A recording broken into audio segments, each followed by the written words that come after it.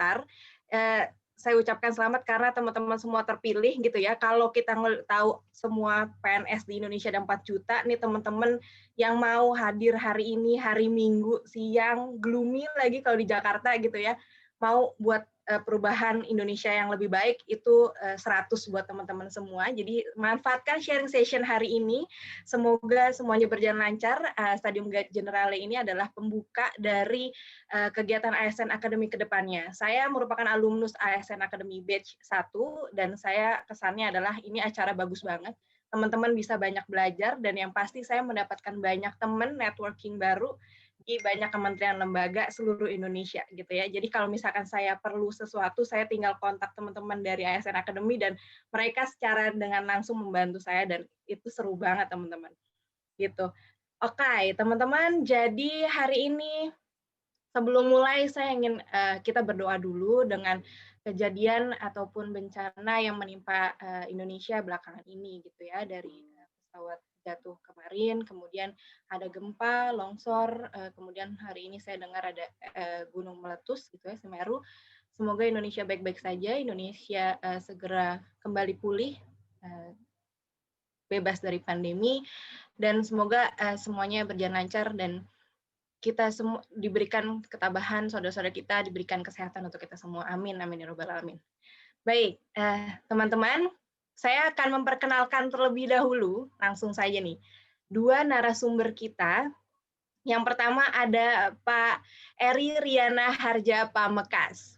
Halo Pak Eri, sudah ada Pak Erinya ya? Ya, udah. Halo Pak Eri. Semangat pagi. Siang Pak. Pagi.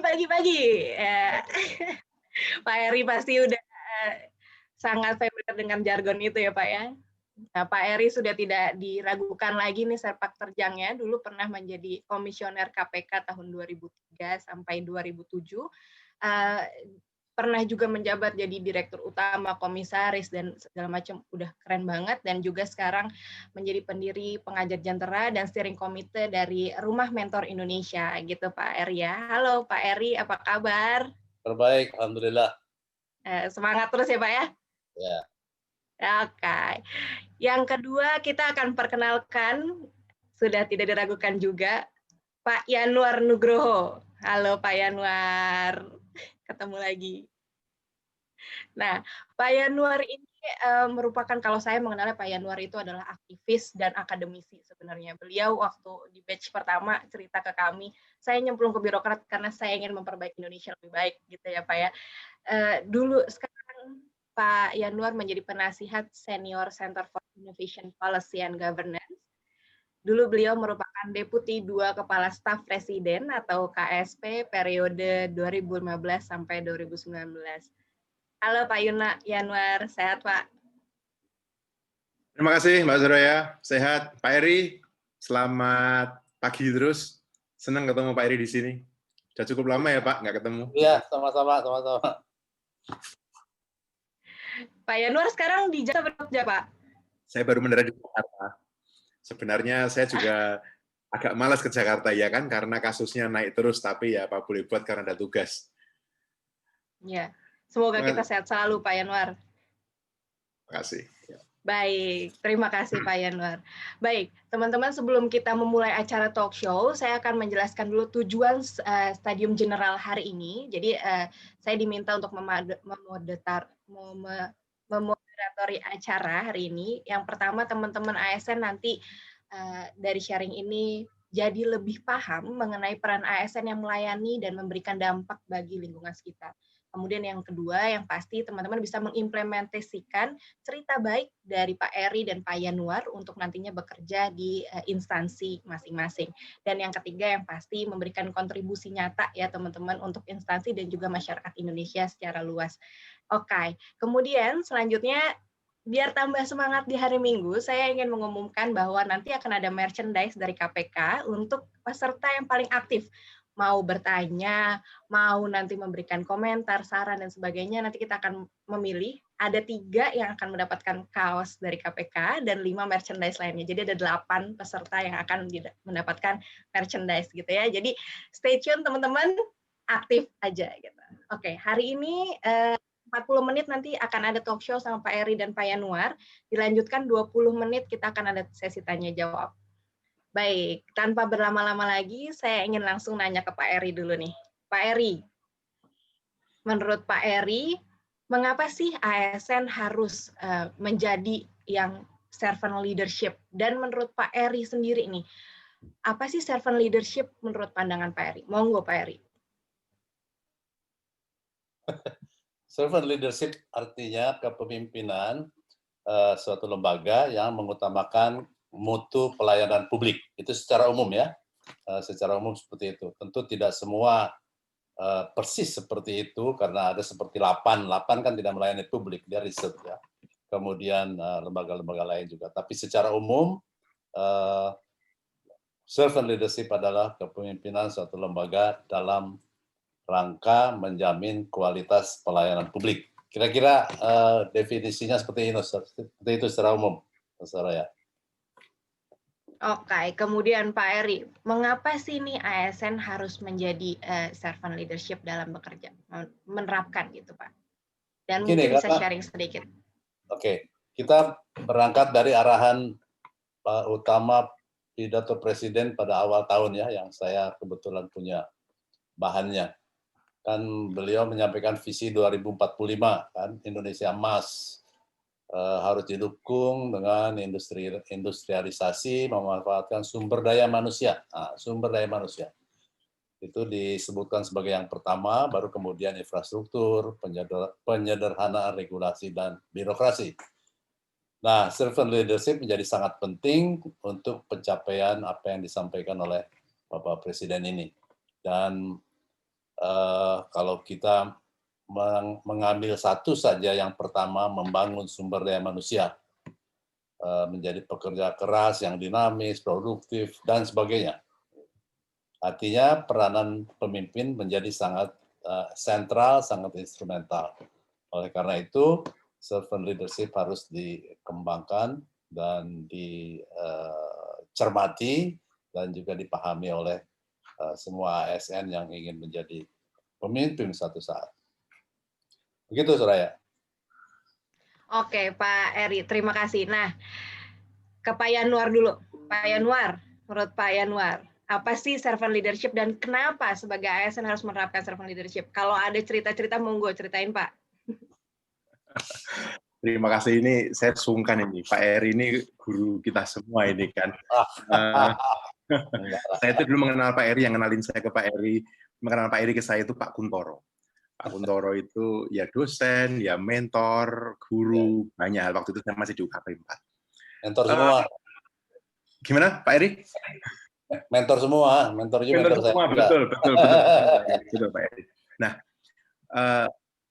ini pernah saya tuliskan dulu dan saya mau ulangi di sini apa yang disampaikan oleh Pak Kuntoro kepada kami di UKP 4. Saya masih ingat itu. Saya datang ke Indonesia, saya kelamaan tinggal di luar negeri, ya kan? Saya tinggal di Indonesia, saya pulang ke Indonesia, langsung dijadikan eselon 1 di UKP 4. Pak Kuntoro bilang gini ke saya, di depan semua orang, Yanuar, kamu akan ketemu banyak orang penting, tapi bukan kamu. Kebayang nggak? Saya lulus PhD di Manchester paling cepat. Saya jadi direktur di Inggris. Saya orang Asia pertama penerima housework. Dan Pak Kuntoro bilang, kamu akan ketemu orang penting, banyak orang penting, tapi bukan kamu. Saya terdiam lama gitu. Pak Eri pasti pernah juga. Pak Kuntoro bilang gitu, saya terdiam lama itu. Lalu saya mikir, benar. Pak Kuntoro bilang, di sini yang penting cuma saya, lainnya nggak penting. Nah, itulah saya belajar. Mungkin karena betul kata beliau ya, beliau mungkin juga belum membuat saya shock gitu kan. Saya kelamaan, saya tinggal di luar negeri soalnya kan, saya pulang ke Indonesia, saya merenungkan itu. Oh, iya. Menjadi leader itu bukan untuk memanfaatkan semua fasilitas yang diberikan. Tetapi menjadi leader itu, kata Pak Eri tadi, berkontribusi untuk melayani. Saya nggak tahu serisuet apa statement ini ke Anda sekali. Tapi menurut saya yang kata Pak Eri tadi betul. Menjadi pemimpin itu melayani. Pak Eri, teman-teman di Lapan, kebetulan kok ya rapat saya terakhir di KSP sebelum saya out Pak Eri, adalah memfasilitasi Lapan, Pak, untuk pengadaan satelit.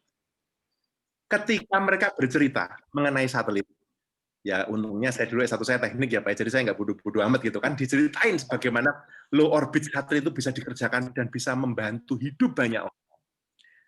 What I understand adalah itu pelayanan. Teman-teman di LIPI juga. Nah, saya mau, itu cerita saya, Soraya. Jadi, ketika kita menjadi, atau teman-teman, saya mohon maaf, saya bukan ASN, saya bukan pegawai negeri sipil, saya sopir tembak saat itu membantu Pak Kuntoro, dan kemudian membantu Pak Jokowi 5 tahun kemarin. Tetapi yang saya pahami bersama dengan teman-teman ASN adalah, lewat apa yang kita kerjakan, kita semua bekerja. Dan saya mau fair saja, kalau orang bekerja di sektor privat, mereka mencari uang gitu ya. Kemudian memang untuk berkarya mencari uang.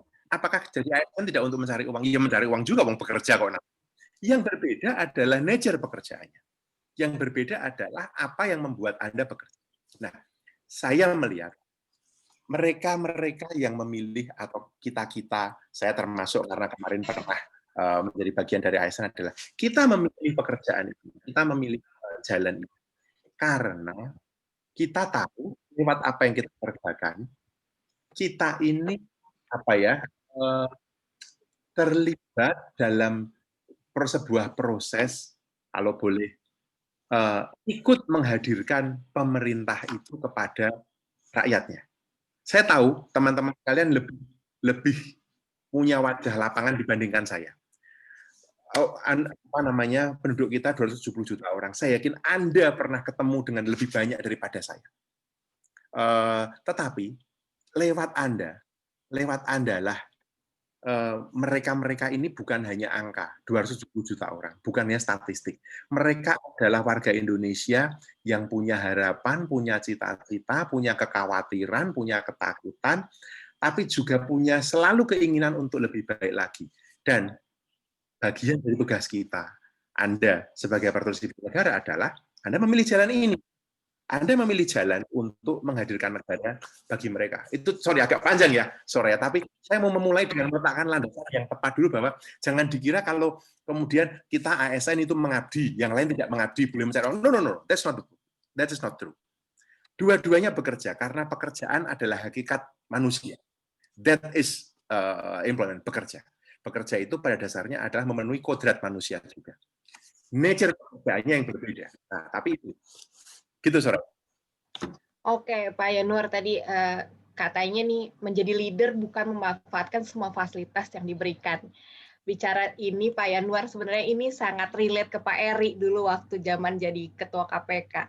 Pak Eri mungkin bisa cerita nih, gimana dulu Pak Eri, KPK masih nggak ada apa-apa dan akhirnya untuk melayani publik mau bayar sekretaris pakai duit pribadi. Boleh di-share pengalamannya nih Pak Eri? Cerita Pak Eri. Pak Eri cerita dong. Pengalaman di KPK itu memang istimewa ya, karena saya datang dari BUMN. Ya, karir saya dari awal sampai terakhir di BUMN, walaupun berinteraksi dengan ASN, tapi saya tidak pernah memimpin ASN keseluruhan. Pengalaman pertama saya di KPK itulah. Anda bayangkan ada jaksa, ada polisi, ada ASN biasa, maksudnya yang bukan polisi, bukan jaksa, tapi juga ada bahkan bekas compliance directornya Citibank. Yuk bayangin, ya kombinasi latar belakang seperti itu menurut saya bukan kombinasi yang ideal ya, dan kerja keras kami untuk menyatukan bahasa saja sudah menjadi pekerjaan yang besar. Kemudian menyamakan pemahaman mengenai pemberantasan korupsi, kemudian juga bersama-sama membangun kultur ya, budaya kerja yang sama. Itu bukan pekerjaan yang mudah, tapi bukan pekerjaan yang mustahil. Itu kami kerjakan pelan-pelan, dan ya seperti KPK yang sekarang ya, dengan segala dinamikanya, tentu saja akan ada masa-masa di mana turun dan naik. Tapi yang ingin saya tekankan, Anda sebagai ASN jangan kaget bahwa ada hukum umum ini saya nggak tahu berasal dari mana, tapi saya mengambil kesimpulan seperti itu. Selalu ada kelebihan yang tidak dibutuhkan, tapi kekurangan yang dibutuhkan. Itu nyaris hampir di semua lembaga, termasuk BUMN. Itu tantangan utamanya. Ya. Entah kenapa, apakah rekrutmennya dulu seperti ya. Itu pada zaman saya. Saya yakin sekarang sudah lain. Nah, Anda sebagai ASN muda ini sebetulnya punya peluang yang baik sekarang ini. Satu, karena digitalisasi. Ya. Orang-orang tua nggak paham itu, yang paham kalian. Kedua, ini pandemi juga jadi ada berkah lah ya, dengan segala penderitaan yang kita lalui, dengan perjuangan yang kita harus lakukan, tapi ada berkah. Berkahnya apa? Ya ini, rapat seperti ini, webinar, itu akan mengubah kultur kita. Ya. Suasana egalitarianisme itu akan muncul dengan sendirinya melalui pembicaraan seperti ini. Ya. Unggah-ungguh yang tetap harus kita pelihara sebagai budaya, tapi tidak akan menjadi sesuatu yang harus ditonjolkan di awal. Ya. Kita bisa mengemukakan pendapat dengan lugas, kita bisa memberikan kritik dengan baik. Nah, itu saya pikir peluang baik untuk ASN muda. Undang-undang ASN sudah memberikan segalanya. Menurut saya sebagai produk hukum itu sudah cukup. Kita kan selalu memiliki persoalan ketika kita mengimplementasikan. Ya. Kan di dalam dunia hukum itu, hukum yang baik, pelaksana hukum yang baik. Itu ideal. Tapi hukum yang baik dengan pelaksana hukum yang tidak baik, itu yang jelek. Mendingan undang-undang tidak sempurna, tapi pelaksanaannya baik. Di situ kita harus waspadai dan cermati. Undang-undang ASN menurut saya sudah bagus sekali, meritokrasi sudah masuk, seleksi terbuka sudah masuk, tinggal bagaimana kita melaksanakannya dan memahami persoalan-persoalan yang ada di masing-masing lembaga, kemudian mencoba mencari terobosan-terobosan out of box ideas, dan juga memahami tujuan bersama yang sedang dituju. Jadi seringkali begini, seringkali itu tadi yang disampaikan Pak Kuntoro kepada Pak Yanwar, yang ada itu aku. Jadi koordinasi itu kata yang sangat mahal di lingkungan birokrasi. Yang penting, ini punya saya, bukan punya Anda. Mestinya itulah. Itu jadi betul sekali ya. Ultimate shareholder itu kan Departemen Keuangan. Menteri Mendag BUMN itu cuman yang gitu-gitulah. Kita sebagai BUMN, sebagai direksi BUMN kadang-kadang dipusingi oleh begitu. Karena pemerintah itu regulator sekaligus pemegang saham. Nah, sederhananya begini, ini bukan lagi zamannya engkau, aku, mereka, kami. Ini zamannya kita. Ini persoalan pandemi ini masalah kita semua dan hanya kita semua yang bisa melaksanakan. Juga berkah dari pandemi ini adalah untuk menggalakkan dan menggaungkan terus-menerus konsep kita. Ya. Tidak ada mereka, tidak ada kami, tidak ada dia, engkau, tidak ada aku, kita. Ya. Kita birokrasi melayani publik, memahami tujuan yang disampaikan oleh pimpinan negara, pimpinan pemerintahan, nah, semuanya mengerucut ke sana. Kita harus bekerja sama dengan sesama lembaga birokrasi. Gitu, Suraya. Oke, Pak Eri. Menarik banget nih tadi Pak Eri bahas juga ya kalau misalkan ASN ini harus mencari terobosan yang out of the box, memahami tujuan bersama yang dituju, jangan sendiri-sendiri gitu Pak ya, saling koordinasi untuk mencapai tujuan bersama. Nah, saya juga ingin ngobrol nih sama Pak Yanwar. Pak Yanwar, menurut Pak Yanwar nih, sebenarnya gimana sih biar apa ya, Pak Yanwar nih kemarin waktu di Deputi 2 KSP, aku tahu banyak banget terobosan yang out of the box nih. Sebenarnya gimana sih pengalaman Pak Yanwar bisa out of the box, dan mungkin pengalaman Pak Yanwar sebagai servant leadership, dan apa sih yang bisa di-share ke teman-teman gitu, dan apa mungkin ada kesulitan-kesulitan ataupun lesson learn yang bisa kita ambil dari sana? Wah, pertanyaan berat tuh Suraya. Tapi ini cerita aja gitu ya. Berat-berat saya jawabnya pakai cerita aja lah. Susah mengkonsepkan. Gini, ketika saya atau saya dan teman-teman di KSP, sebenarnya sejak dari UKP 4 sebenarnya dulu, kalau kita bicara soal persoalan atau tantangan itu nggak ada habisnya, Soraya, selalu. Tetapi yang saya alami, yang saya pahami dalam refleksi saya adalah justru mencoba mencari jawaban. Yang saya sampaikan ini mungkin akan kedengaran agak provokatif. Karena saya dulu bukan ASN, bukan PNS, maka saya sering melakukan hal yang di luar pakem, mungkin di luar kebiasaan. Saya tidak mau mengatakan tata krama, karena kemudian dalam refleksi saya, tata krama itu adalah sebuah hasil kesepakatan beberapa pihak mengenai apa yang proper dan yang tidak. Tetapi saya bilang saya melakukan hal seringkali beberapa kali di luar kebiasaan saja. Misalnya, saya mengalami ketika Bapak Presiden ingin mendorong reforma agraria dan perhutanan sosial. Itu setengah mati, susah, tidak gampang melakukan apa yang dikatakan Pak Eri tadi, koordinasi lintas kementerian. Padahal yang diminta Presiden jelas. Yang diminta Presiden jelas. 12,5 juta hektar perhutanan sosial, 9 juta hektar reforma agraria. Reforma agraria itu nanti bentuknya adalah legalisasi dan redistribusi. Tetapi proses lintas kementeriannya panjang sekali. ATR, BPN, KLHK, Kemenko Perekonomian, bahkan ketegangan kalau saya boleh bilang. Di tingkat atas, saya tidak tahu ya teman-teman para peserta ASN ini rata-rata ini staf atau eselon 3, atau eselon 4, atau eselon 2, saya nggak tahu. 1 sampai 34 tahun, jadi mungkin staf. Oke, barangkali eselon 3, eselon 4 barangkali atau staf ya. Tapi saya yakin kalau umurnya sampai dengan 34 tahun, I hope to see you in 5 years at least eselon 3. At least. Mudah-mudahan dari eselon 2 malah. Atau eselon 1, semoga. Di tingkat pimpinan, saya mau bilang ke Anda, dan mengapa saya bilang ke Anda, agar Anda nggak jadi seperti itu. Saya bilang. Bahkan di tingkat pimpinan, itu kita sudah ngomong, ini kewenangan saya di rapat, diundang, tidak datang. Jadi kalau dari Kementerian A datang, Kementerian B nggak datang. Kalau Kementerian B datang, sudah datang orang Pak Dirjennya ya, atau Bu Dirjennya ya, ajudannya tanya ke saya, Pak ini sudah datang, sudah, yang sana nggak jadi datang. Padahal yang mengundang saya, Deputi Kepala Staf Kepresidenan. Kebayang nggak kalian? Yang saya kerjakan apa? Saya undang makan pagi. Tidak rapat di kantor Presiden. Enggak.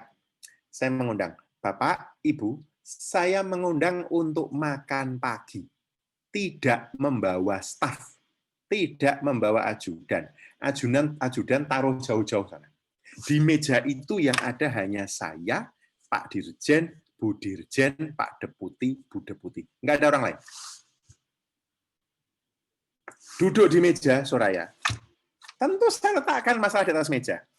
Ini kenapa susah amat sih ini membebaskan tanah sekian? Kenapa sama gitu? Ketemu para dirjen itu, mereka datang. Yang undang saya teleponin satu persatu. Udah. Itu di luar kebiasaan. Tentu. Dengan duduk di meja makan, over telur dadar atau telur ceplok, mereka ngobrol. Saya nanya, dan seringkali sebenarnya ternyata tidak ada masalah di level eselon 1. Saya tidak mau menyalahkan eselon 2 atau eselon 3-nya, saya nggak tahu mereka dikompori atau tidak, I don't know. Tetapi yang jelas, di atas meja makan itu, semua mengatakan, baik Pak, kita jalankan. Lalu saya tanya, ini agreement ya Pak ya? Gentleman agreement ya Bu, Bapak Ibu? Kita sepakat ya? Kalau begitu, rapat yang akan datang besok dengan teman-teman, kita tidak lagi bicara substansi itu, kita putuskan. Yang saya kerjakan ini, di KSP dulu, yang sempat jadi sorotan itu. Tapi saya kerjakan secara accountable ya. Kalau saya bikin rapat, ada daftar hadir. Saya pakai, kalau pakai ada anggaran untuk negara, pakai anggaran negara, tercatat semua, yang nggak ada yang aneh-aneh. Saya belajar sejak zaman di UKP 4 dulu itu nggak ada cerita. Jadi kalau staf saya mojok di sana, di meja yang lain sana. Saya di situ dengan para dirjen untuk ngomong. Kemudian, makan pagi itu kemudian menjadi semacam norm. saya nggak tahu siapa yang picking up, tapi makan pagi itulah yang kemudian menetaskan telur legalisasi, redistribusi sangat terlambat. Tetapi legalisasi untuk reforma agraria, perhutanan sosial, bahkan kalau Soraya kamu terlibat juga kemandekan, kemudian waktu itu perubahan Perpres pencegahan korupsi, segala macam itu, kemacetan itu semua diterobos lewat makan pagi, lewat pertemuan informal. Karena saya tahu struktur itu bukan kadang-kadang kalau di Indonesia, seringkali justru menghambat. Yang kata Pak Eri tadi, padahal kita butuh koordinasi, kita butuh komunikasi. Wah Pak, susah Pak, suratnya belum keluar Pak. Ini zaman modern, ini zaman HP kayak gini, kita masih berdebat, rapat menunggu surat. Yang tanda tangan surat, oh iya, yang sakit perut, alah kelamaan. Udah kelamaan. Di KSP nggak ada cerita kayak gitu. Nggak ada cerita. Di KSP dulu saya bilang, tidak ada cerita rapat tertunda karena soal surat di zaman semodern ini. Nah, itu menurut saya, kalau Indonesia tahun 2045 mau menjadi negara maju, ekonomi nomor 4 atau nomor 5 dunia, itu yang dimimpikan Presiden loh ya.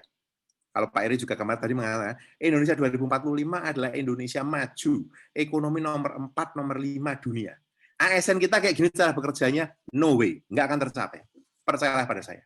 Jadi menurut saya, selain soal mereformasi atau kita bicara soal kesehatan dan pendidikan, agenda paling besar adalah reformasi birokrasi. Full stop. Itu yang harus digarap. Cara berpikir, dari rekrutmen, pengembangan pribadi, bagaimana karir. Orang bingung kan? Sekarang, untung sekarang ada COVID. Saya bilang kata-kata untung ya, mohon maaf ini.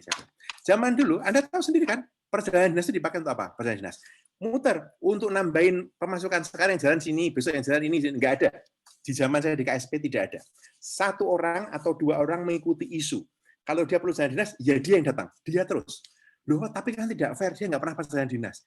Perjalanan dinas kalau dipakai untuk fair-fairan itu gimana coba? What is the logic? Nggak ada. If you want to provide service, you are committed to that. Full stop. Nggak ada cerita. Itu loh. Yang namanya kepemimpinan yang melayani. Servant leadership. Orangnya namanya servant leader.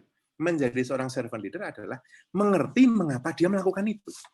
Tentu kami punya kode etik yang tinggi. Kode etiknya Pak Kuntoro dulu saya terapkan di KSP. Kalau KSP semua nggak mau dikedebutian saya. Kami tidak golf. Kami tidak karaoke. Tanya Pak Eri. Di UKP 4 nggak ada golf, nggak ada karaoke. Karaoke hanya diizinkan dengan temannya sendiri tercatat. Kan orang anak biasa senang karaoke. Betul kan Pak Eri ya? Di KSP, saya bilang gitu KSP. Meskipun pimpinan saya, bos-bos saya, kepala stafnya senang golf, saya bilang di kedeputian saya, kalian tidak menginjak lapangan golf. Kalau kalian mau karaoke sama teman sendiri, you langgar ini, you out. Saya bilang gitu. Serius. Tetapi sebulan sekali nonton bareng, makan bareng, tetap harus fun bekerja itu. Karena begitu loh ya, Soraya. Saya kira kalau kita mau, memang reformasi birokrasi ini agenda kunci kalau negara ini mau maju. Saya udah nggak ngerti lagi gimana cara saya ngomongnya dari dulu sampai sekarang. Tapi mudah-mudahan kalian ikut ASN Academy ini memahami hakikat itu. Udah, kepanjangan saya ngomong. Silakan Soraya. Iya Pak Yanuar, terima kasih. Saya ketawa-ketawa sendiri karena memang itu banyak terjadi ya dari perjalanan dinas tadi, kemudian surat. Waduh, ini teman-teman ya kalau ngobrol sama Pak Yanuar, saya juga kaget awalnya ngubungin Pak Yanuar. Wah ternyata Pak Yanuar orangnya casual banget ya, gitu. Nggak perlu tuh yang namanya surat. Waktu itu saya bilang Pak, suratnya lagi ditandatangani sama deputi saya, kata Pak Yanuar. Nggak usah, udah kirim aja email booking kalender sekarang juga. Saya kaget, oh ternyata Pak Yanuar bisa semudah itu. Dan ya mungkin itu adalah salah satu yang servant leadership, di mana tadi kata Pak Yanuar adalah mengerti kebutuhan pegawai dan juga mengerti kebutuhan atau tujuan dari lembaga atau pekerjaan kita, gitu ya Pak ya. Nah, kembali lagi kita ke Pak Eri. Pak Eri tadi ada yang keren banget Pak Eri. Pak Eri bilang bukan aku, bukan kamu, tapi kita untuk mencapai tujuan Indonesia. Kayak gitu Pak Eri ya. Pak Eri boleh mungkin diceritakan bagaimana kemudian Pak Eri waktu mungkin menjabat sebagai ketua KPK atau menjabat sebagai apa itu untuk tadi berkoordinasi dan bagaimana Pak Eri sendiri mempraktikkan servant leadership itu. Mungkin apa yang bisa di-sharing ke teman-teman di ASN ini Pak Eri. Monggo Pak. Mirip seperti yang disampaikan Pak Yanuar, mesti didatengin informal. Ya intinya itu sebetulnya kita menghargai dia ya. Ya, betul, Pak. Mereka semua ingin dihargai, ada keakuan yang kita terpaksa harus menunduk dan mengikuti karena saya dirut BUMN, saya kan dari pihak yang membutuhkan. Ya. Oleh karena itu saya datangin satu-satu, formal atau informal. Itu pendekatan seperti itu kan sebetulnya bukan yang ideal. Ya. Idealnya kan apapun kebutuhan swasta maupun BUMN, nah, birokrasi sebagai regulator ya melayani. Ya.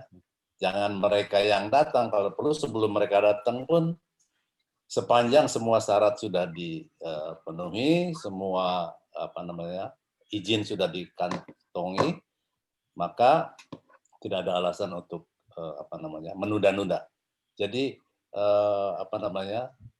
kalaupun itu masih ada, ya Anda sebagai pemimpin birokrasi harus sadar bahwa itu yang tidak betul. Yang betul itu adalah Anda proaktif melayani masyarakat. Bahwa masyarakat itu ada yang nakal, ada yang suka nyuri, betul. Anda harus waspada itu. Tapi ketika semua persyaratan sudah dipenuhi, apalagi sekarang zaman digital, semuanya bisa di-scan, bisa di macam-macam lewat email, mestinya Anda jangan ragu-ragu. Saya punya pengalaman dulu tahun 91 mulai mengdigitalisasi sistem keuangan. Jadi transfer segala macam lewat komputer, walaupun masih nunggu lama gitu ya, belum seperti sekarang hanya hitungan detik. Tapi pertama kali saya mentransfer uang 1 miliar itu memang kagetnya luar biasa. Tapi akhirnya ya udah saya klik, udah terbang itu 1 miliar kan. Cuman waktu itu masih kemudian dikonfirmasi dengan fax. Jadi masih mending lah.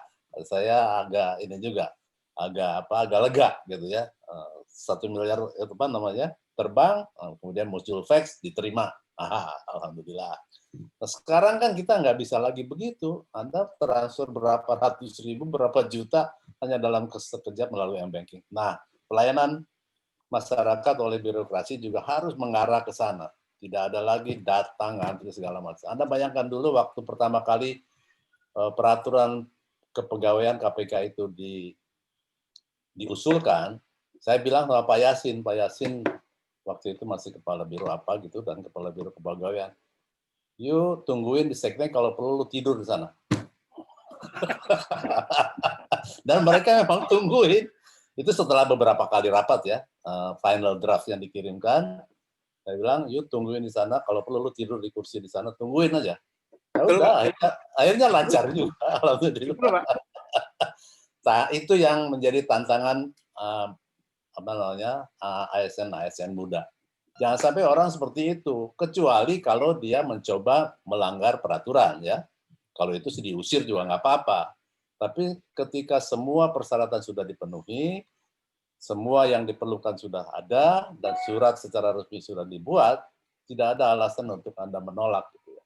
Memang ada ketakutan sekarang ini, Soraya, terutama yang menyangkut uang ya. Itu ASN itu takut sekali menandatangani apapun, membuat komitmen, dan segala macam. Ini juga masalah lain yang kita harus tangani. Penegak hukum terlalu bersemangat untuk mencari kesalahan, mengkriminalisasi apapun gitu ya, tanpa melihat substansi yang benar. Ini menjadi PR KPK, Kejaksaan, dan Polri.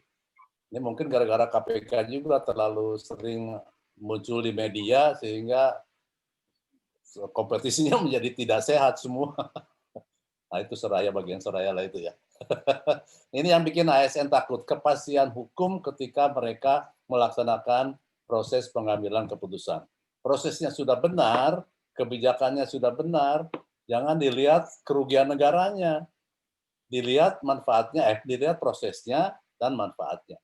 Jadi jangan sampai terjadi kriminalisasi kebijakan, kriminalisasi perdata, kriminalisasi business judgment rule.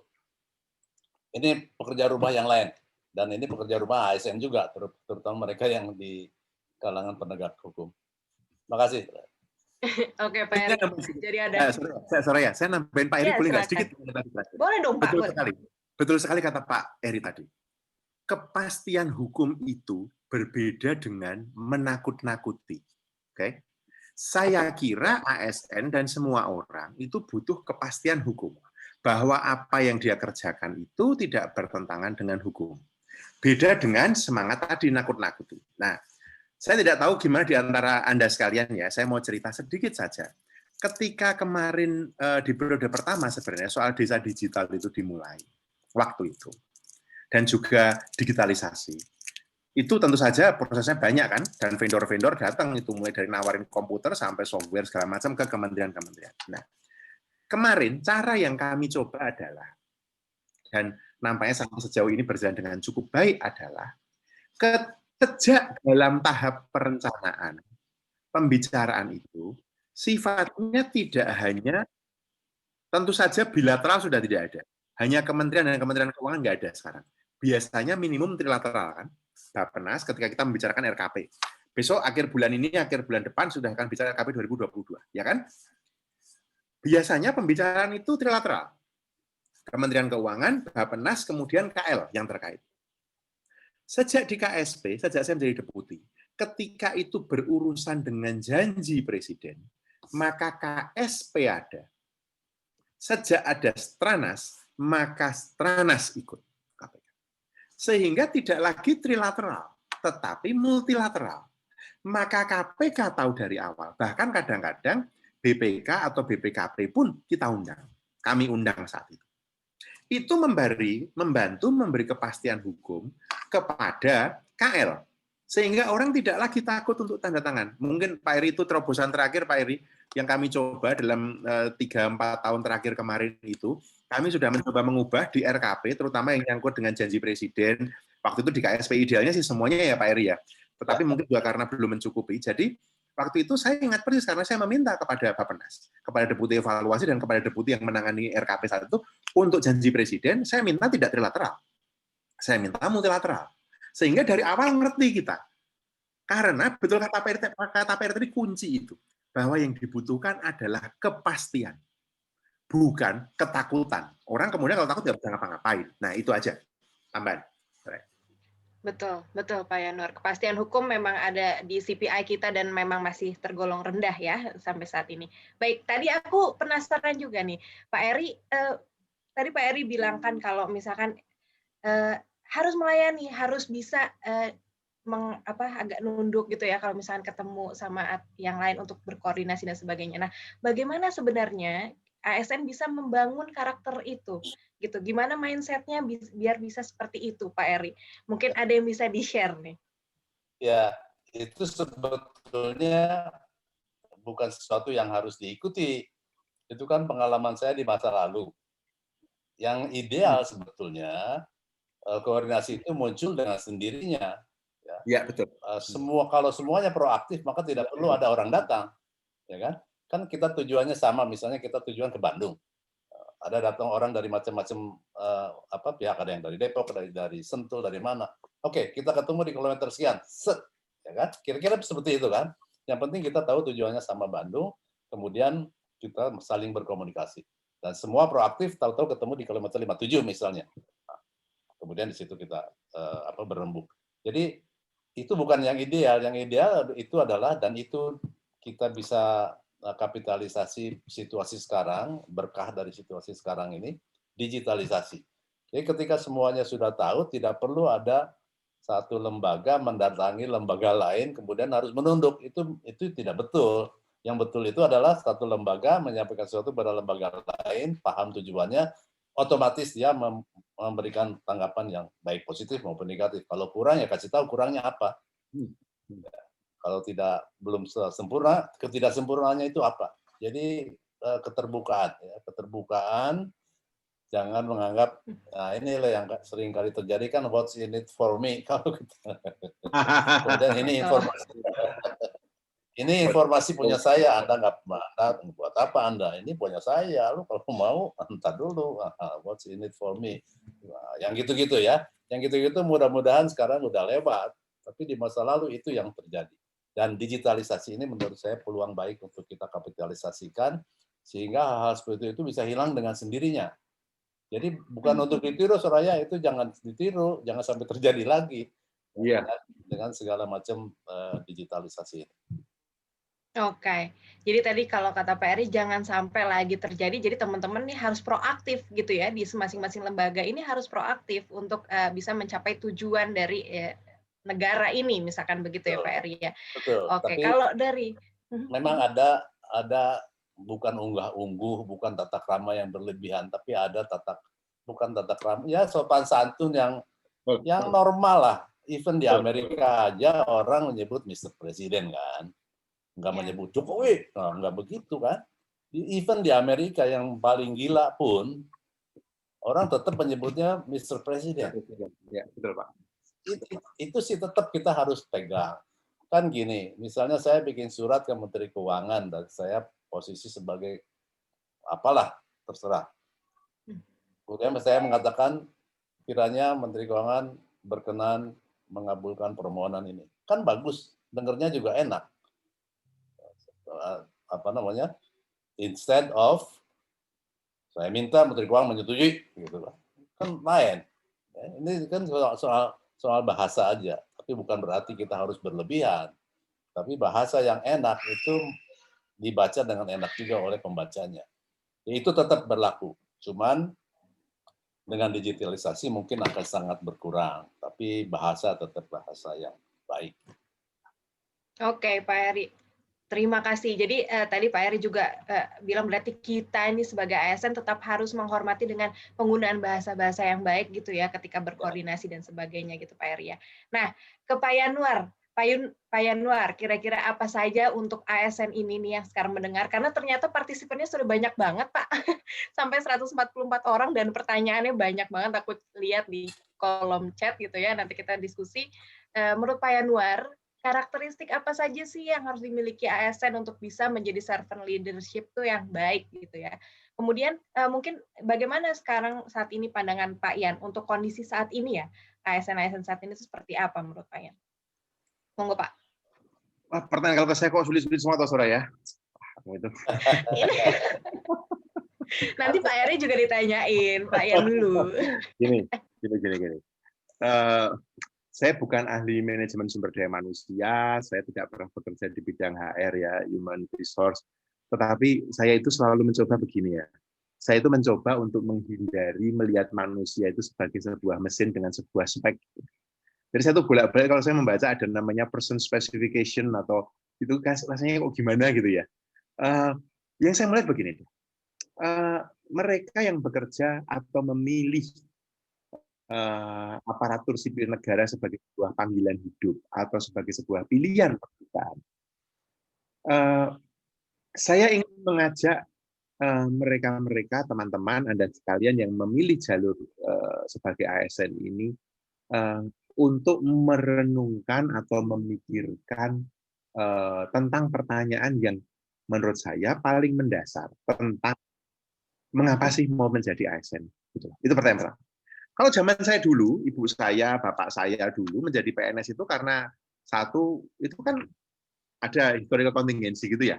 Di zaman Belanda atau zaman setelah Indonesia merdeka itu, pokoknya zaman itu menjadi ASN itu sebuah kewibawaan. Meskipun gajinya kecil, tapi jadi ASN itu sesuatu yang wah pokoknya membanggakan. Lalu bergeser menjadi security, social security terutama hidup karena punya pensiun. Kemudian karena ya sudahlah pokoknya karena bahasa tetap nggak peduli ada masalah atau apapun saya dapat macam-macam. Sampai ke sekarang ini, saya yakin Anda sekalian kalau ditanya satu-satu, mengapa menjadi ASN? Jawabannya kan sangat beragam. Tetapi apapun keragaman jawaban itu, menurut saya, keragaman jawaban itu, menurut saya, ada pada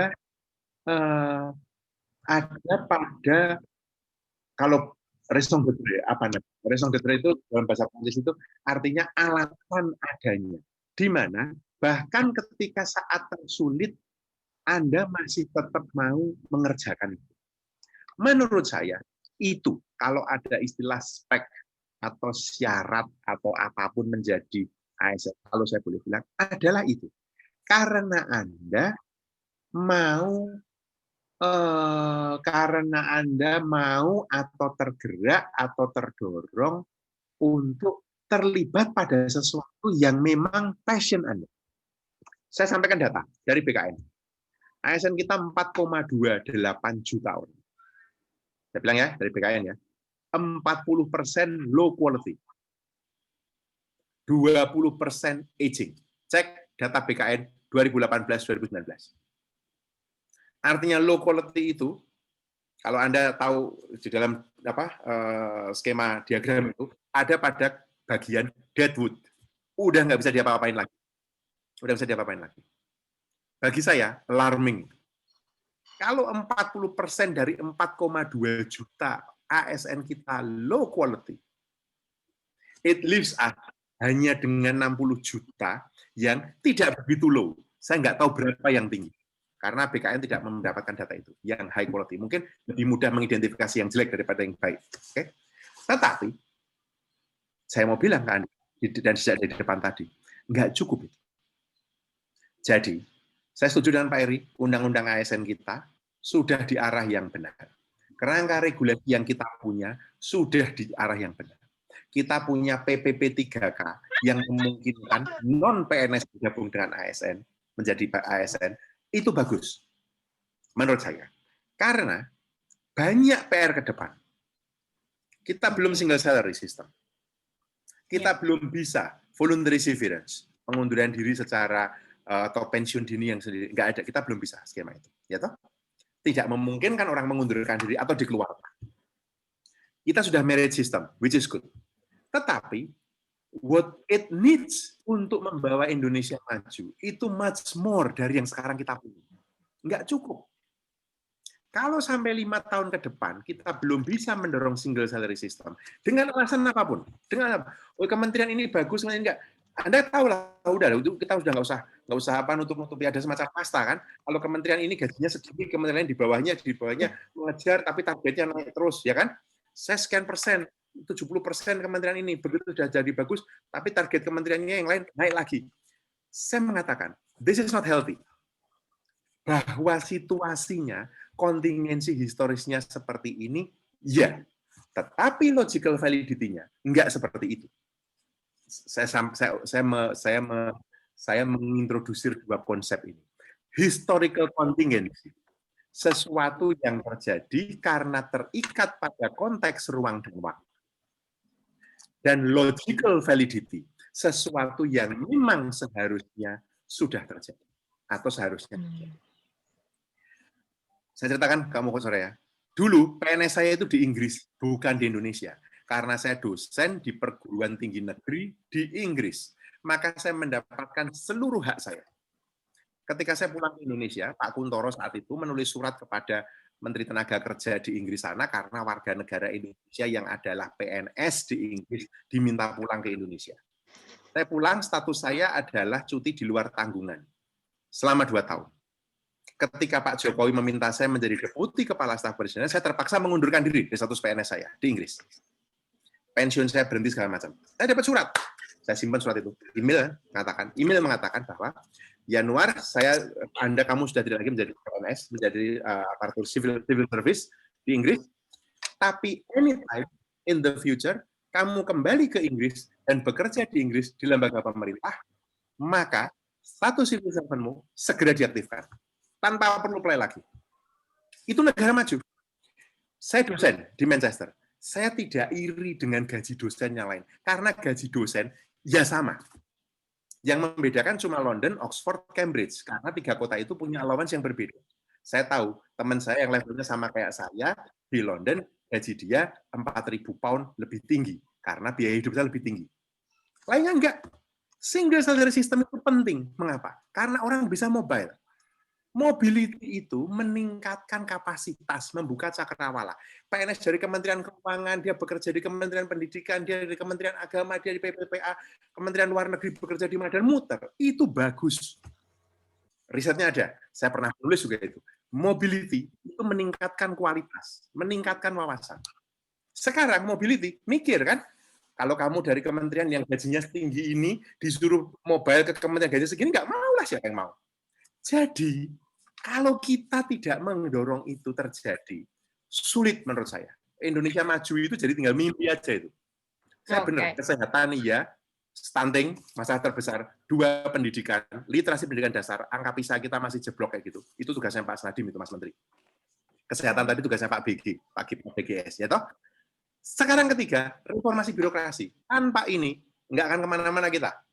Sorry ya, jawaban saya jadi kemana-mana. Tapi itu saya omongin dimanapun. Saya nulis di koran ya begitu, saya bikin di kanal YouTube saya juga ngomong kayak gitu. Di sekarang pun saya ngomong gitu. Karena hanya itu kok cara kita memperbaiki negara ini. Itu. Oke, terima kasih Pak Yanuar. Pak Eri dan Pak Yanuar, sekarang kita langsung diskusi aja, karena banyak banget pertanyaan dari teman-teman, dan ini bagus-bagus. Ini kayaknya karena Pak Eri sama Pak Yanuar semangat banget nih hari ini. Jadi banyak. Oke, yang pertama, jadi nanti pertanyaan ini yang bagus akan mendapatkan merchandise Pak dari KPK nih. Ada dari bertanya aja di iming-iming hadiah mana? Biar makin semangat sekalian Pak promosi anti korupsi, ya kan? Oke, yang pertama kita ada dari Ziko J. Fernando. Assalamualaikum, selamat pagi. Selamat hormat buat Pak Eri dan Pak Yanuar. Latar belakang saya sebelum menjadi ASN hidup di dunia praktisi hukum, di mana saya bebas menyuarakan pendapat saya sesuai dengan rules yang ada di NKRI. 2019 pada saat masih CPNS kemarin, waktu pemikiran saya berseberangan dengan pemerintah dalam hal RUU KPK yang sekarang menjadi UU 19 tahun 2019, malah saya dipanggil dan secara tidak langsung ada ancaman nanti tidak diikutkan latsar serta nggak dilantik. Padahal di dalam mimbar akademik itu sesuatu hal yang biasa, tapi banyak oknum yang ingin menjegal hal tersebut karena berbeda pendapat mengenai kebijakan pemerintah. Namun saya dan rekan-rekan tetap melanjutkan hal tersebut dan alhamdulillah tetap dilantik menjadi ASN. Pertanyaannya, bagaimana mengatasi orang-orang yang abuse of power yang bermental karena ASN adalah lingkungan baru bagi saya? Mudah-mudahan narasumber bisa berbagi. Terima kasih. Silahkan Pak Eri atau Pak Yanuar.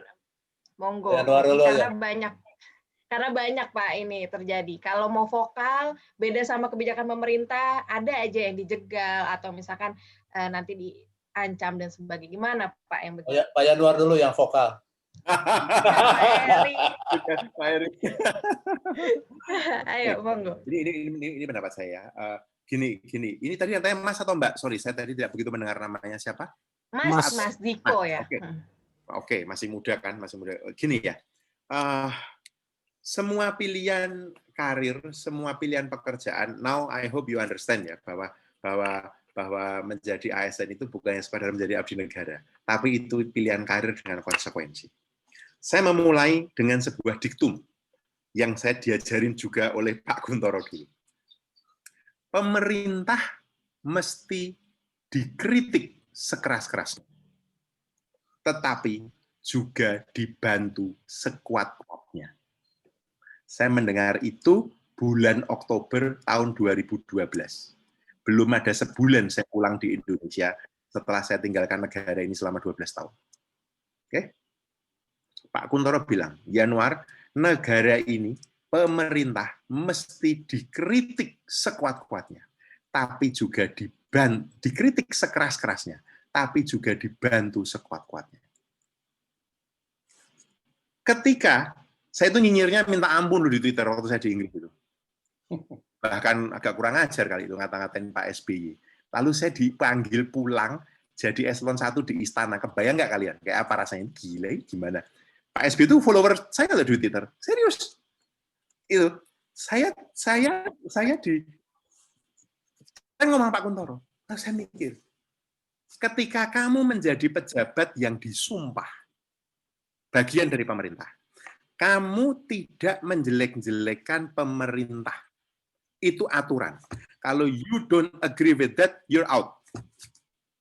Selama saya jadi deputi, tidak ada satu kata pun saya menjelek-jelekkan pemerintah. Kalau saya punya pemikiran, saya olah, ada kritik, saya tulis. Kalau itu tulisan akademik di jurnal, nggak ada masalah. Kalau itu di seminar akademik di kampus, kritik tidak masalah. Tetapi tidak pernah ad hominem, tidak menjelek-jelekan, tidak inciting hatred. Hatred itu kebencian. No. Tapi mengkritik. Skema bantuan sosial kita beragam, tapi fragmented. Itu kritik, itu kenyataan. Saya ngomong sebagai deputi di depan Pak Jokowi, Pak, skema bantuan Bapak itu baik, Pak. tapi banyak dan terfragmentasi. KIS, KIP, PKH, BPNT, sak pirang-pirang itu banyak banget orang Jawa. Itu enggak baik. Itu kritik. Substansi disampaikan, tapi tidak bilang ad hominem. Lah menterinya kayak gitu, kelakuannya kayak gitu, no way. As a sworn in bureaucrat, you have to do it. Nggak bisa.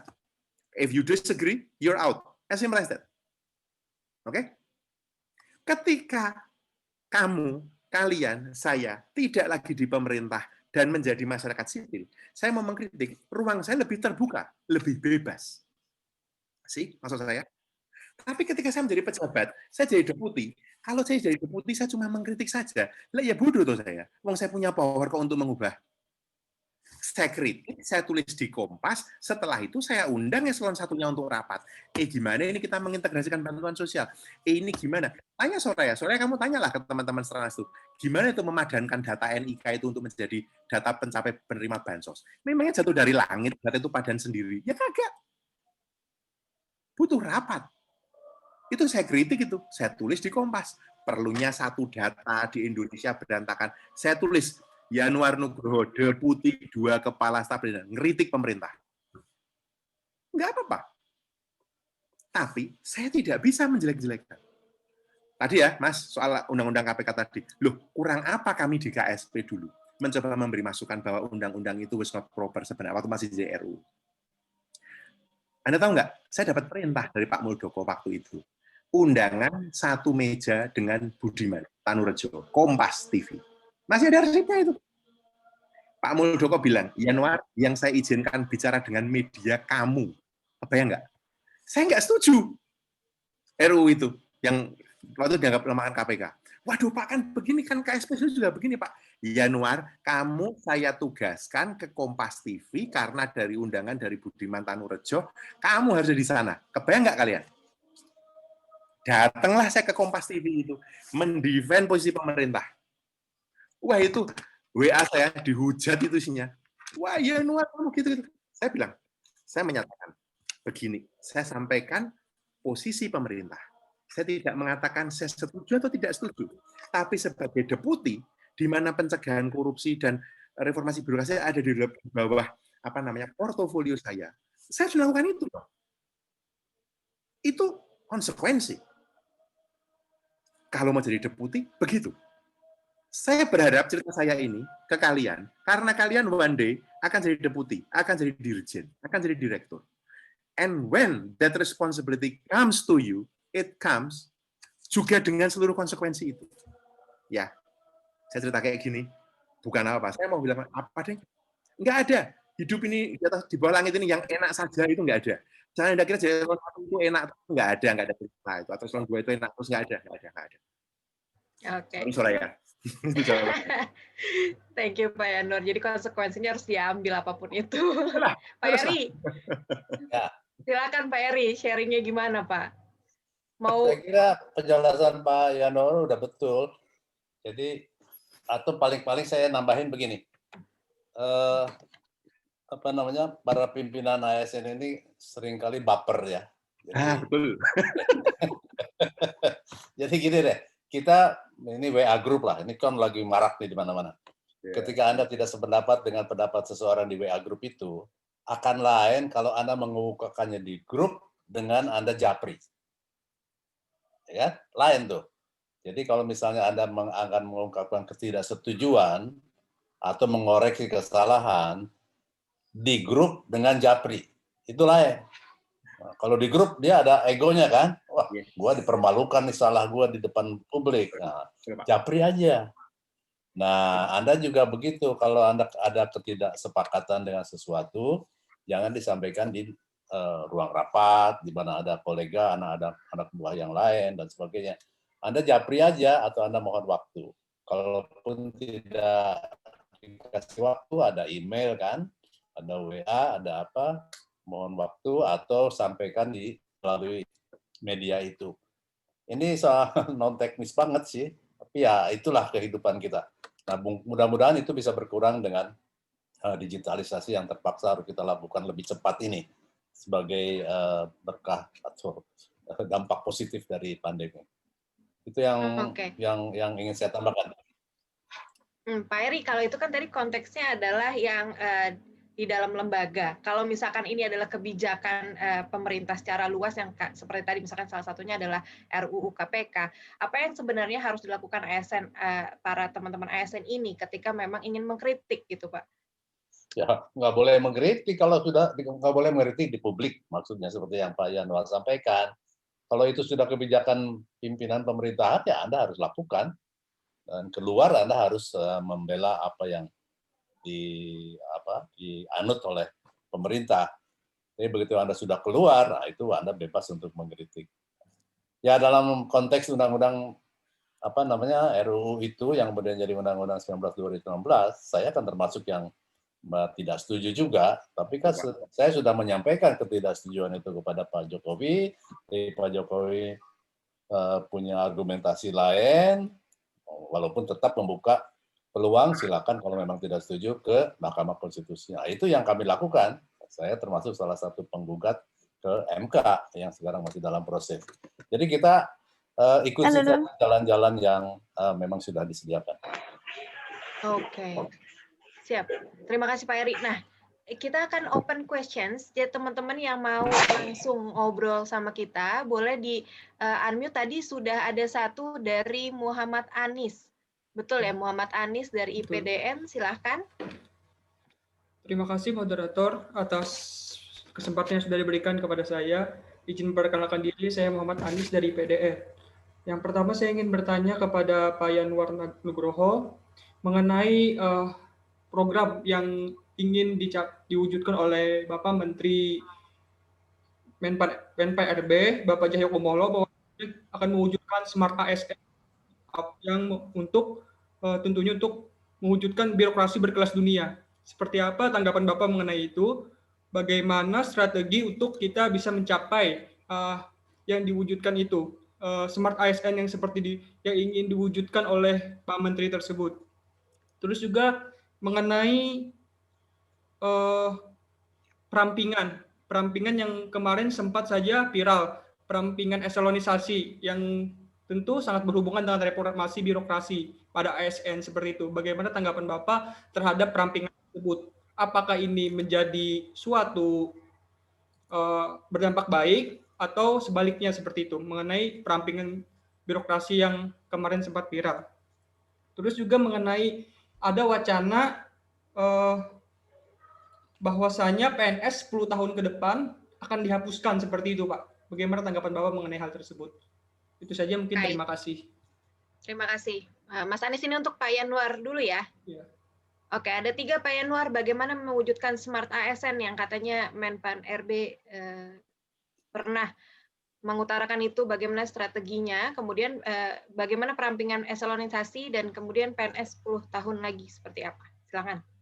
Oke, ini Muhammad Anis ini ikut-ikutan Soraya, nanya berat-berat ya gini. Oke.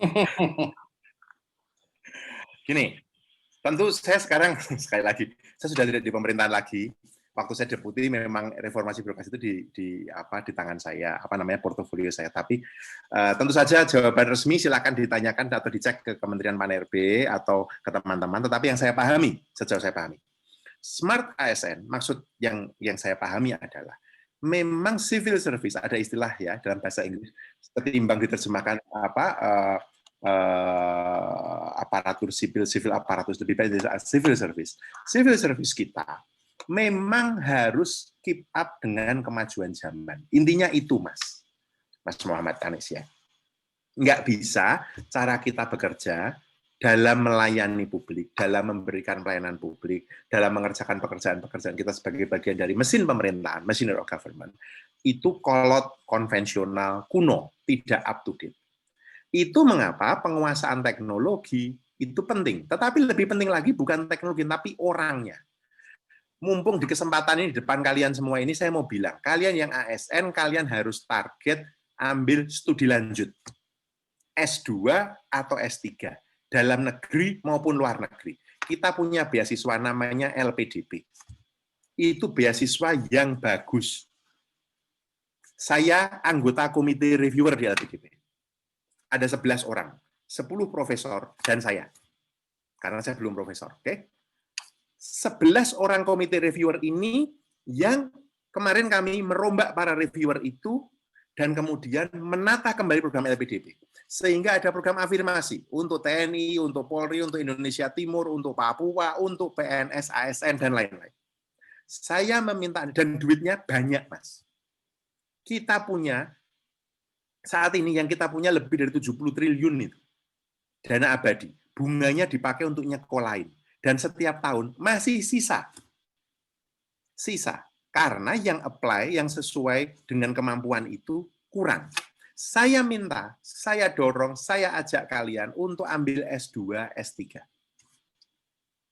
Ke depan, kami mau mendorong LPDP tidak hanya untuk itu, tetapi juga untuk peningkatan keterampilan. Kami mendorong model pendayagunaan aparatur sipil negara, civil service itu, lewat LAN, lewat Kementerian PAN-RB, itu tidak yang mendengarkan itu juga menyesuaikan kemajuan zaman. Saya nggak tahu, di antara kalian sudah pernah belum ikut diklat tim? Saya tuh sengaja Pak Eri, ketika diminta itu saya datangin Pak. Saya ngisi diklat tim 1, 2, 3, 4, saya datangin semua yang di Pejompongan itu. Mohon maaf, kurikulum kita ketinggalan zaman. Zamannya kayak gini, kelasnya kayak gitu, model diklat timnya kayak gitu. I'm so sorry. We are not smart. We are not smart yet. And we cannot make you, create you, menjadi smart ASN dan keadaan seperti ini. Itu perlu revamping, itu perlu dirombak itu LAN itu. Maksud saya dirombak itu kurikulumnya, pelatihannya, isinya. Kalau mau menjadi PNS atau menjadi ASN yang memang smart ke depan. That's my first answer, Mas. Ya, my answer terhadap pertanyaan Anda yang pertama tadi. Smart ASN artinya adalah ASN yang bisa cope dengan kemajuan zaman dalam melayani publik, dalam menjalankan fungsinya sebagai bagian dari pemerintah. Sehingga bekerjanya juga cerdas, bukan hanya bekerja keras, tapi bekerja cerdas. That's nomor 1. Nomor 2, perampingan. Seperti apa pendapat saya? Sekarang ini saya belum bisa memberi pendapat yang sangat sulit, Mas, karena kalau dari sisi angka, Anda bayangkan, kita cuma punya 4 juta ASN, melayani 270 juta penduduk Indonesia. Berapa rasionya itu? 4/270 itu berapa? Kecil banget itu, Mas. Rasio itu dibandingkan dengan PNS Singapura, jauh kita di bawah. Dari sisi itu, sebenarnya ASN kita kurang. Tetapi mengapa perlu perampingan? Karena 40% ASN kita tadi low quality. Kasarnya, anak-anak sekarang itu ngomong magabut itu. Nggak bisa kayak gitu. ASN kita nggak bisa kayak gitu. Jadi, menurut saya, wacana perampingan ASN itu mesti berdampingan dengan tadi, smart ASN tadi. Karena, menjawab pertanyaanmu yang ketiga tadi, PNS dihapuskan. Istilah boleh hilang, Mas. Tetapi tetap harus ada segerombolan orang yang mengerjakan fungsi pelayanan publik, menjalankan fungsi mesin pemerintahan. Anda beri nama apapun bebas. Mau PNS, SPN, apapun terserah. Karena the nature of the job itu berbeda dengan label. PNS dihapuskan gimana, Pak? Kalau istilah dihapuskan, hapus aja deh. Tapi nature-nya kagak mungkin, Mas. Siapa yang akan melayani? Ketika ada orang, Anda IPDN, toh? Saya nggak tahu. Saya datang ke tempat-tempat terpencil di Indonesia, kita jadi deputi dan di Pak Kuntoro. Saya datang ke sana. Keluar orang itu apa sih, Mas? Layanan publik.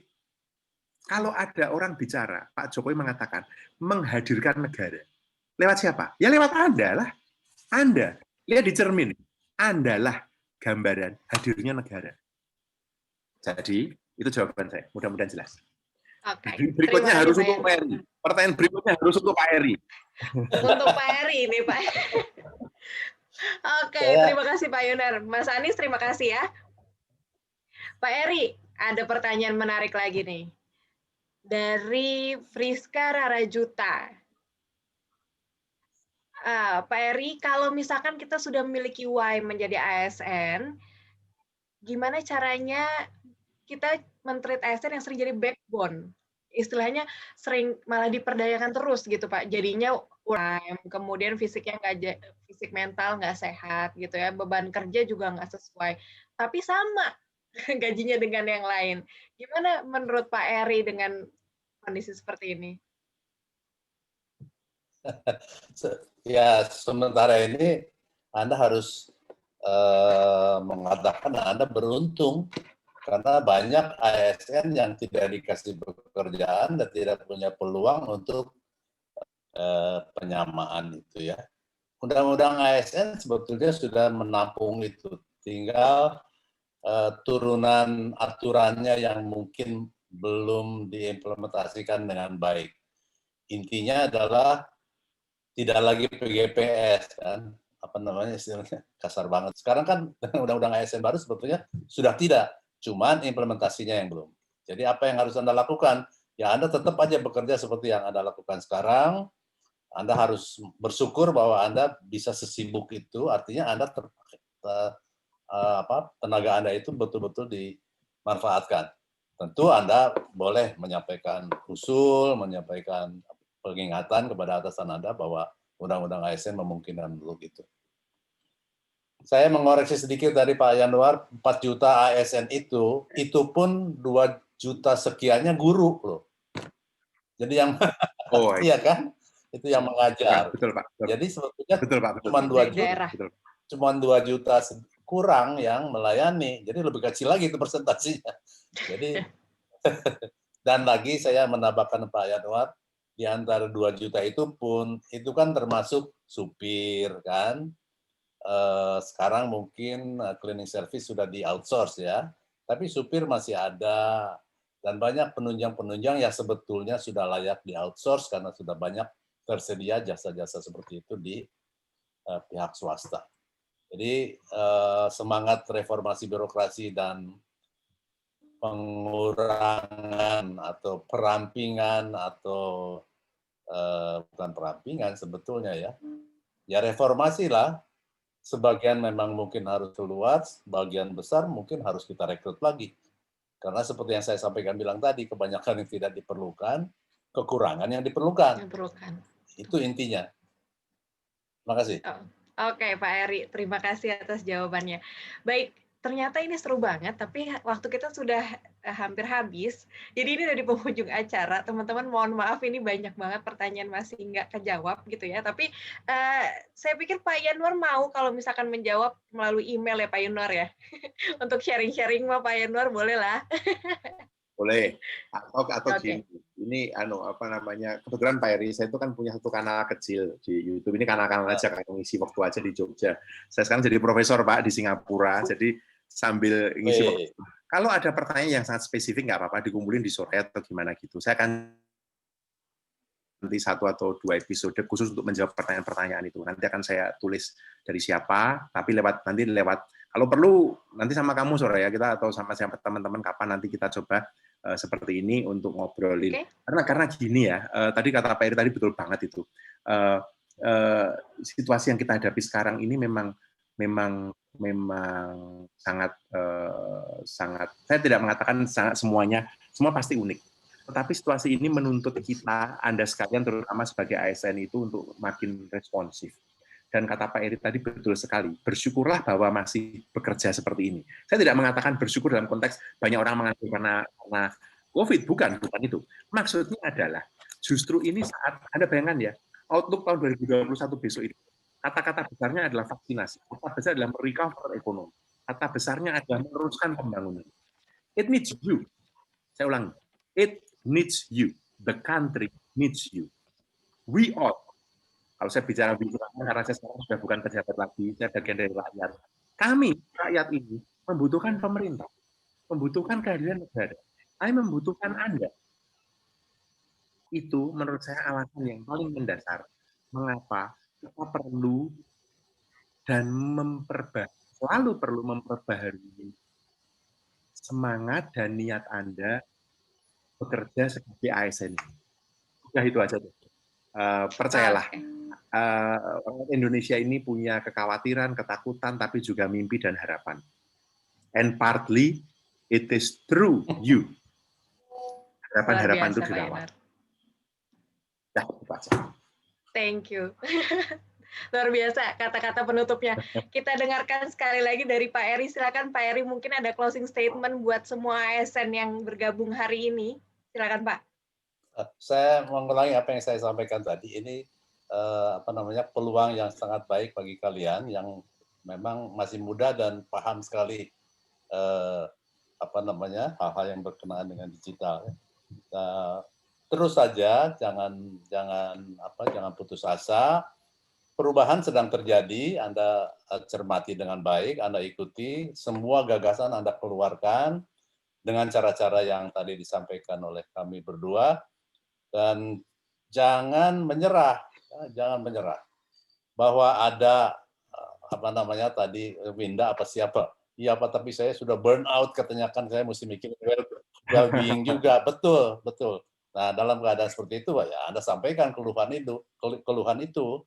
Pak, saya senang sekali mengerjakan pekerjaan ini, tapi kalau terus-terusan saya bisa rusak ini kesehatan, tolong dong dibagi Pak, atau bagaimana gitu ya. Nah, Anda sah saja untuk menyampaikan itu, tapi sekali lagi sampaikan itu japri, jangan di depan orang lain gitu ya. Yang gitu-gitulah. Jadi harapan kita justru pada Anda, dan akan ada datang lagi ASN-ASN yang sekarang sedang belajar di luar negeri dengan gagasan-gagasan lebih segar, dan Anda harus hidup dengan itu semua. Tidak ada jalan lain kecuali terus belajar, terus bekerja dengan baik, integritas nomor satu kan, ya. Tidak ada aset utama yang Anda miliki kecuali integritas. Ya.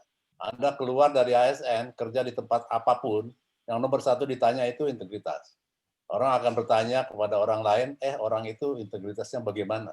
Bukan sekolahnya di mana, pengalamannya apa, ya, tapi integritas. Baru pertanyaan-pertanyaan lain. Terima kasih. Terima kasih Pak Eri. Aduh, saya sangat merasa senang hari ini memoderatori acara siang hari ini atau pagi hari ini gitu ya.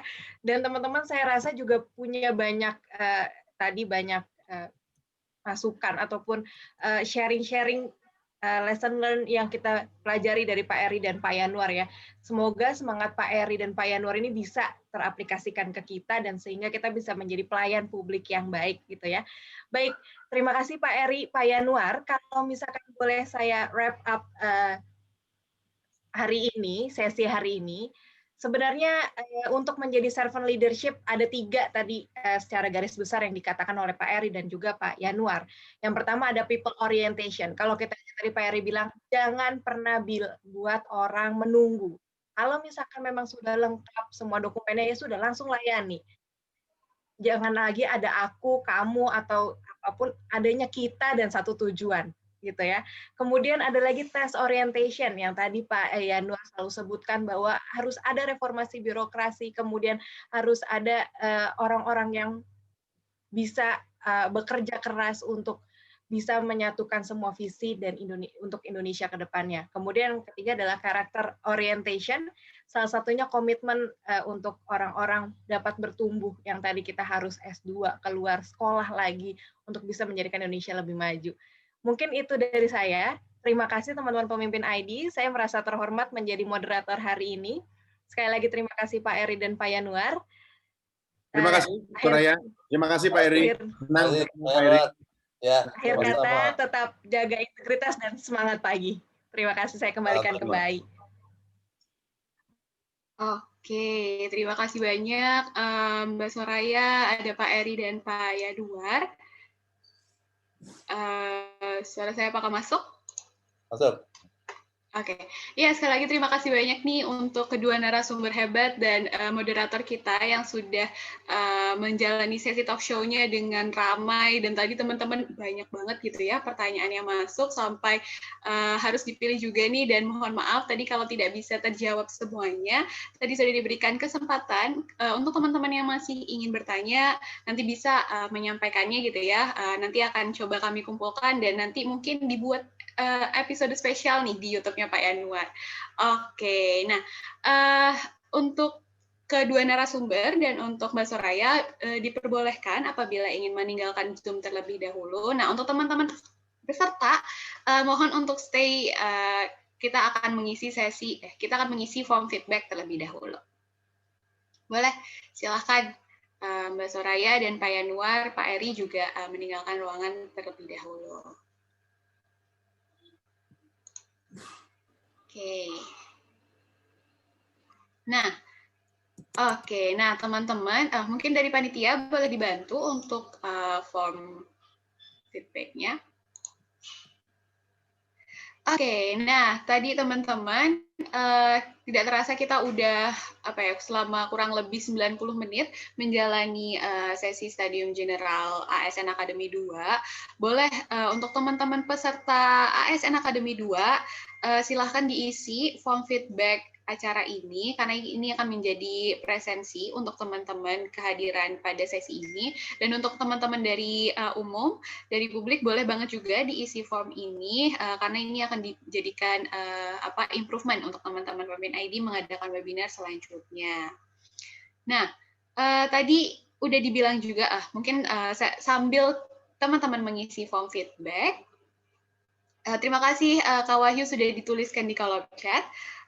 Nah, sambil mengisi form feedback, tadi Mbak Soraya sudah menyebutkan untuk teman-teman yang bertanya dan teman-teman yang aktif pada sesi hari ini akan mendapatkan merchandise dari KPK.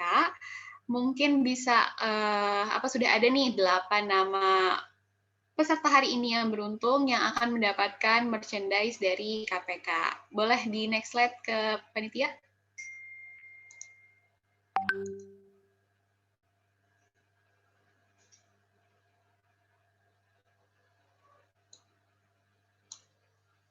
Oke, mungkin boleh di stop share screen dulu, nanti bisa di refresh. Nah, ya, jadi teman-teman sudah ada 8 orang nih yang berhasil beruntung untuk mendapatkan merchandise. Nanti untuk teman-teman yang beruntung bisa menghubungi ke panitia. Nanti ada nomornya juga yang ada di slide share-nya. Dari panitia sudah bisa dinaikkan kembali screen share-nya.